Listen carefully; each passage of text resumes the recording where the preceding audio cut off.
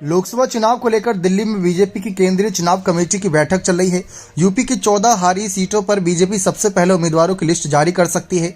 Media reports में दावा किया जा रहा है कि इस बार बदायूं लोकसभा सीट से बीजेपी सांसद संघमित्रा मौर्य का टिकट कट सकता है।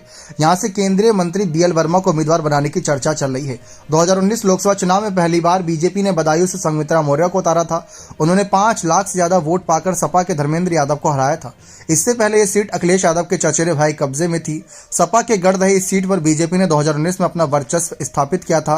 तब स्वामी प्रसाद मौर्य और उनकी बेटी संघमित्रा मौर्य के दम से ये कहीं न कहीं मुमकिन हो पाया था।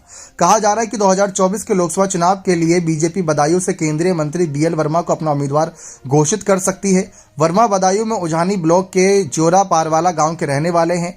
वे फिलहाल राज्यसभा सदस्य हैं। वे पूर्व मुख्यमंत्री कल्याण सिंह के करीबी माने जाते रहे। जब कल्याण सिंह ने बीजेपी छोड़कर जन क्रांति बनाई तो बीएल वर्मा को ही प्रदेश अध्यक्ष नियुक्त किया था।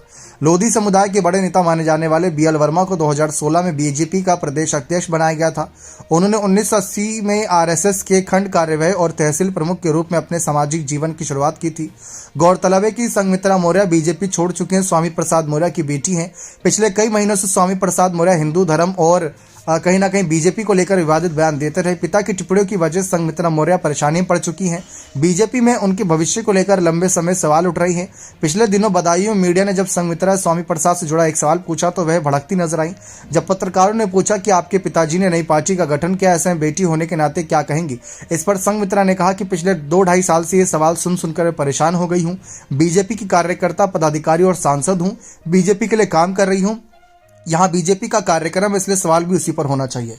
लेकिन अब सवाल ये बनता है कि अगर बीजेपी उनका टिकट काटती है तो भी क्या वो बीजेपी में ही रहना पसंद करेंगी या फिर अपने पिता के साथ जाएंगी या कहीं ना कहीं समाजवादी पार्टी के साथ या इंडिया अलायंस का दामन थामेंगी जिसमें कांग्रेस भी शामिल है। ऐसे में सवाल तो बनता है। अब देखते हैं इसका क्या फैसला रहेगा। फिलहाल संघमित्रा मौर्य को यह आश्वासन है कि बीजेपी ऐसा नहीं करेगी।